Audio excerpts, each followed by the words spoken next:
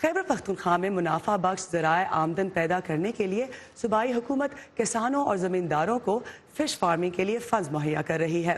2013 میں شروع کیے گئے اس منصوبے سے خیبر پختونخوا میں سالانہ 3000 ٹن سے زیادہ مچھلی پیدا کی جا رہی ہے۔ زمیندار کھیتی باڑی کی بجائے مچھلیوں کی افزائش میں کیوں دلچسپی لے رہے ہیں، بتا رہے ہیں ہمارے ساتھی عمر فاروق۔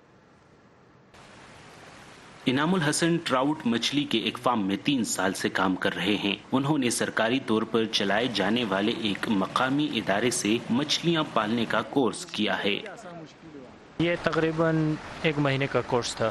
ادھر ہمیں سکھایا کہ مچھلی کا کس طرح پالتے ہیں، یہ بریڈنگ کس طرح ہوتا ہے، ان کا وہ گریڈنگ کس طرح ہوتا ہے، فیڈنگ کس طرح ہوتا ہے، یہ ہم سب سیکھائے ان سے۔ تقریباً میرے پاس ہیں 7000 مچھلیاں۔ خیبر پختونخوا کے ضلع چارسدہ میں 70 ایکڑ زمین پر 65 فش فارمز حکومت کی مدد سے تعمیر کیے جا چکے ہیں۔ زمینداروں کو ان کے لیے زمین مہیا کرنی ہوتی ہے، لیکن باقی تمام اخراجات حکومت برداشت کرتی ہے۔ ایک اسکیم کا کھدائی کا جو خرچہ تھا وہ تھا 7,29,000 روپے۔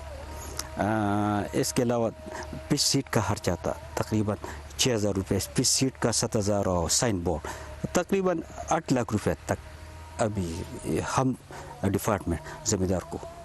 چارسدہ کے زمیندار اور فش فارم کے مالک میجر ریٹائرڈ نعیم جان کہتے ہیں کہ انہوں نے کھیتی باڑی کے بجائے فش فارمنگ کا فیصلہ کیا کیونکہ یہ ان کے لیے زیادہ منافع بخش ہے۔ آج کل زمینداری سائڈ جو آپ فارمنگ سائڈ دیکھ لیں وہ بالکل بیٹھ گئی ہے، مطلب ہے نا نگلیکٹڈ ہے، گورنمنٹ کی وجہ سے بھی ہے، مارکیٹ بھی نہیں ہے۔ اگر اس کے ساتھ اگر ہم کمپیئر کر لیں تو یہ بہتر ہے۔ فش فارمنگ کو فروغ دینے کے باعث پاکستان کے کئی شہروں میں مچھلی کی فی کلو قیمت گائے کے گوشت سے بھی کافی حد تک کم ہو چکی ہے۔ خیبر پختونخوا کے 13 اضلاع میں جاری سرکاری اسکیم کے تحت بنائے گئے فارمز میں 4 قسم کی مچھلیوں کی افزائش کی جا رہی ہے۔ عمر فاروق، وائس آف امریکہ، چارسدہ۔